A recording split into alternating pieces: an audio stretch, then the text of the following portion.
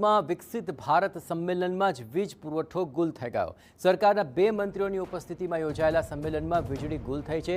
કાર્યક્રમ શરૂ થતા સમયે જ વીજ પુરવઠો ખોરવાઈ ગયો છે। લોકોએ મોબાઈલની ફ્લેશ લાઇટ ચાલુ કરી કાર્યક્રમ ચાલુ કર્યો। ગણતરીની મિનિટમાં જ વીજ પુરવઠો પૂર્વવત થતા કાર્યક્રમ યોજાયો છે। Banaskantha chamber of commerce and industries દ્વારા આ કાર્યક્રમ યોજાયો હતો। વીજળી ગુલ થવા મામલે પ્રભારી મંત્રીનું નિવેદન સામે આવ્યું છે। રાજ્યમાં 24 કલાક વીજળી મળે છે। સામાન્ય ફોલ્ટને લીધે 2 મિનિટ લાઇટ જાય એ પ્રશ્ન ન કહેવાય।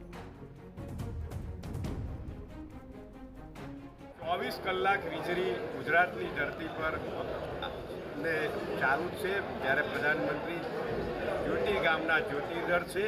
મિત્રો, કોઈ સામાન્ય ફોલ્ટને લીધે 2 મિનિટ વીજળી જાય એ પ્રશ્ન હોય નહીં। મિત્રો, વીજળી એ જ્યોતિ ગામના અત્યારે અજવાળા છે ને।